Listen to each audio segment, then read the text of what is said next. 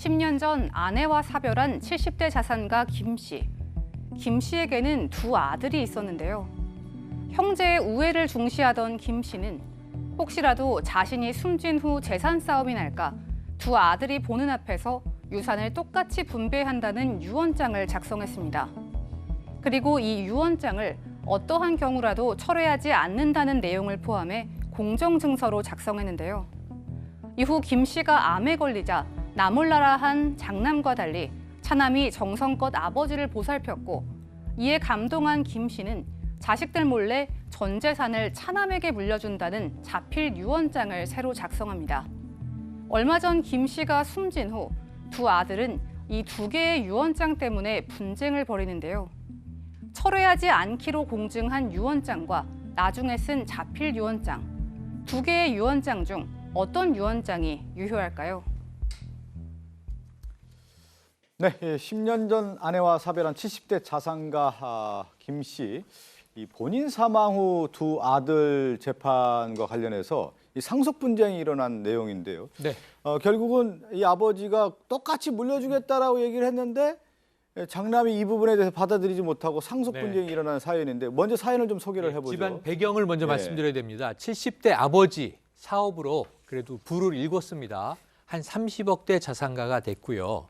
10년쯤 전에 이 어머니는 지병으로 먼저 돌아가셨어요. 사별하시고 아버지는 10년간 혼자 사셨습니다. 가사도우미 아주머니가 오셔서 식사라든가 청소, 빨래 이런 건 챙겨주셨고요. 이 아들 둘은 다 출가해서 가정을 꾸렸습니다. 하지만 한 달에 한 번 정도는 아버님을 찾아뵙고 밥도 같이 먹고 반찬도 챙겨드리고 이랬어요. 저희 아버지가 제일 중요하게 두 아들에게 강조한 것 바로 우애였습니다. 우애. 아버지는 유복자라서 친인척이 전혀 없습니다. 만날 사람이 없어요. 연고자가 없어요. 그러니까 이 두 아들만 혈육으로 있는데 너희 형제끼리의 우애가 너무 중요하다. 그래서 아버지의 재산은 자 내가 사망하면 너희 둘에게 똑같이 나누어 줄 것이다. 이렇게 말도 했고요. 유언장도 똑같이 나눈다. 그리고 이것을 변호사의 조력을 얻어서 공정증서로 작성한 내용은 자, 이 유언장은 앞으로 절대로 철회하지 않는다. 이대로 한다. 확증까지 한 거예요. 그리고 이제 두 아들과 함께 살아갔는데 아버님의 사망이 즈음해서 새로운 사실이 알려진 겁니다. 근데 좀 저는 여기까지 얘기를 들어보면 아버님 굉장히 현명한 분 같아요. 왜 그러냐면 형제가 싸움이 일어나지 않도록 공평하게 상속하겠다라고 얘기하고 그것도 공증까지 해서 이렇게 유언장을 남겼는데 근데 문제는 뭐냐면 장남이 이렇게 유언장을 남겨놓은 거에 대해서 받아들이지 않았다는 것부터가 여기서 이제 문제가 발생하기 시작하는 거죠. 네, 장남 같은 경우에는 유언장을 쓴 다음에 작성한 다음에 태도가 좀 변했다고 합니다. 예. 아마도 아버지가 내심 내가 장남이고 아버지를 지금까지 잘 모신 사람도 나고 그다음에 아버지가 만약 돌아가신다라고 한다면 우리 집에서 내가 제사를 모실 건데 나한테 좀 재산을 더 주셔야 된다라고 생각을 했던 것 같습니다. 그런데 아버지가 유언장을 공평하게 해가지고 재산을 반반씩 준다라고 하니까 거기에 대해서 서운함을 느꼈던지 아버지와 연락이라든가 아버지를 좀 찾는 횟수가 훨씬 더 줄어들게 되었다라고 하고 있고요. 또 이제 그 사이에 또 어떤 사건이 좀 생기는데 아버지가 연세가 좀 있으시다 보니까 갑작스럽게 이제 유언장을 작성하고 나서 건강이 악화가 된 겁니다. 서운한 아들 같은 경우에는 이제 아버지가 아프시더라고 하더라도 그냥 잘 찾아뵙지 않았고요. 근데 또 거꾸로 차남 같은 경우에는 아버지가 이제 아프시니까 병원에도 모시고 가고 또 수술할 때도 챙겨드리고 또 차남의 며느리가 또 뭐 식사나 이런 것들을 챙기지 않는 경우에는 직접 뭔가 이렇게 뭐 도시락 같은 걸 해가지고 아버지를 각별히 챙기니까 아버지로서는 유언장에 대해서 큰아들이 서운하게 생각한 거에 대해서 납득 이해를 하지 못하고 오히려 내가 아픈데 장남이 자기를 돌보지 않는다고 하면서 아버지는 아버지 나름대로 또 장남에게 또 서운하게 생각을 한 겁니다. 예. 자, 이렇게 되면 이제 감정의 악화라는 게 있잖아요. 장남은 당연히 내가 더 받아야 된다고 생각을 하는데 아버지가 똑같이 다 했다?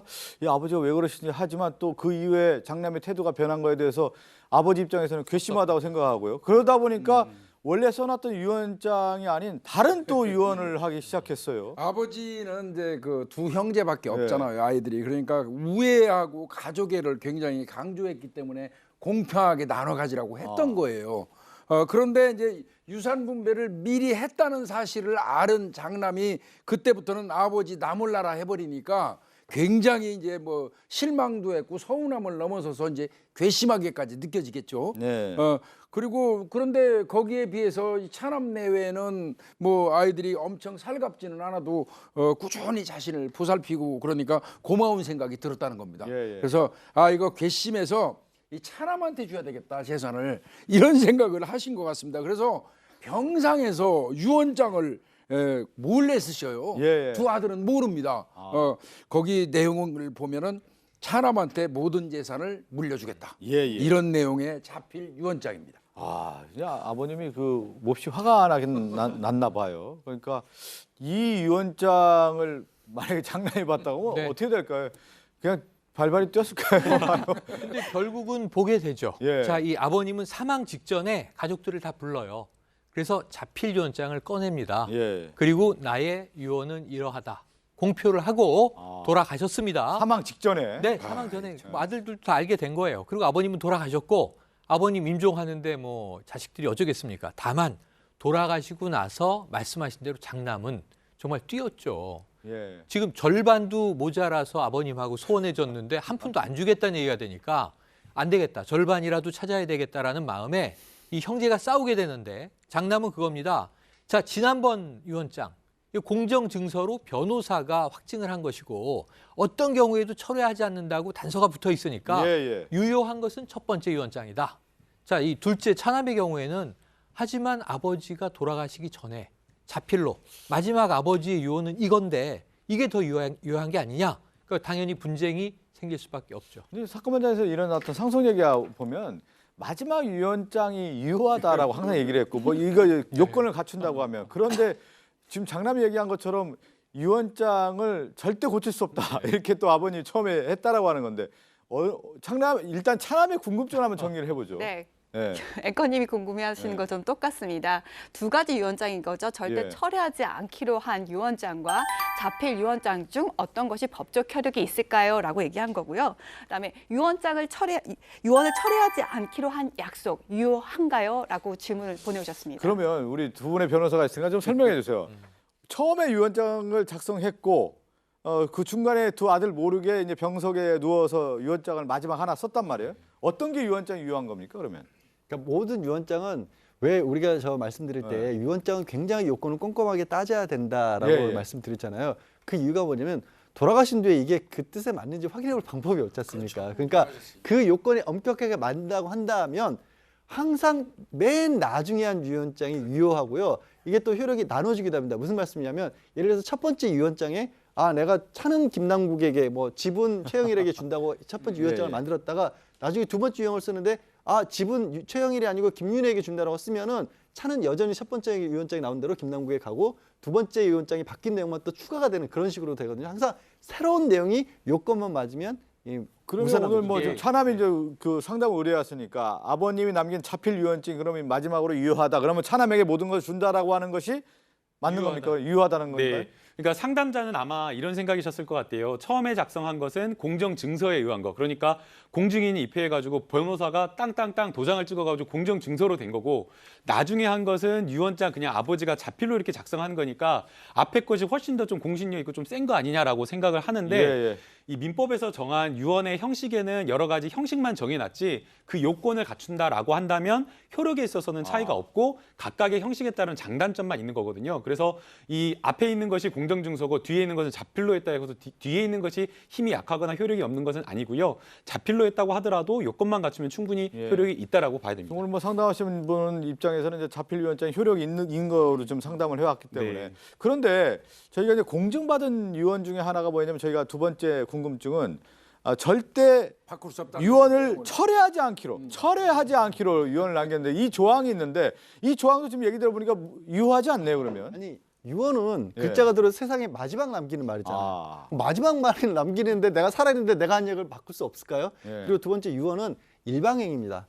그러니까 두 사람이 서로 주고받는 게 아니라 내가 주는 쪽에서 일방적으로 주는 거잖아요. 그걸 왜 못 바꿔요? 그러네. 바꿔야지 언제든지. 김복준 교수님의 소신이 뭐냐면 주는 사람 마음대로 주자.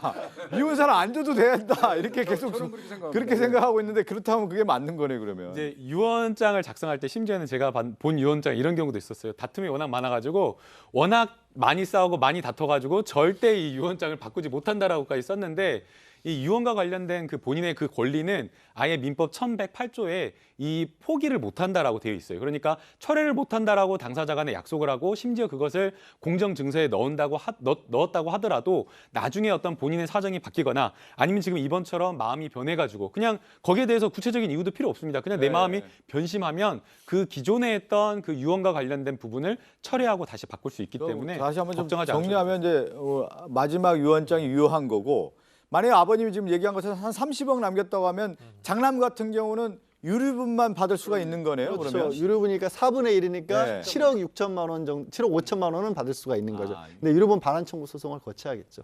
또 반환 청구 소송을 또 해야 되는 건가요? 그렇죠. 아, 이것도 보면은 오늘 궁금증은 해결이 됐네요. 오늘 차남분이 아버님이 유언장을 2개를 남겼지만 마지막 유언이 유효한 거고 첫 번째 유언에 남겼던 어떤 조항도 사실 영향력은 없다. 이렇게 정리가 하면 될 것 같네요. 네, 거기다가 이제 한 가지 덧붙이면 지금 이제 이 할아버지 같은 경우는 다툼을 발생하지 않게 하려고 공정증서를 작성을 했는데 오히려 이게 지금 다툼을 유발을 한 거거든요. 예, 예. 그러니까 본인의 뜻이 중요하다라고는 하지만 결국에는 이제 재산을 처분을 할 때 아니면 유언장을 작성을 할 때 가족과 좀 상의를 하고 서로 이야기를 좀 들어가지고 충분하게 이 부분에 대해서 자신의 입장을 설명한 다음에 이 공정증서나 유언장을 작성하시는 게 분쟁 발생을 미연에 막을 수 있다. 네. 꼭 말씀드리고 싶습니다. 아버지 입장에서는 똑같이 주고 싶었는데 불효하니까 마음이 이제 변했고 그것이 마지막 유언장으로 자필 유언장으로 남겼는데 자필 유언장 마지막 유언장이 유효하다라는 말씀을 드리면서 함께 사는 세상으로 갑니다.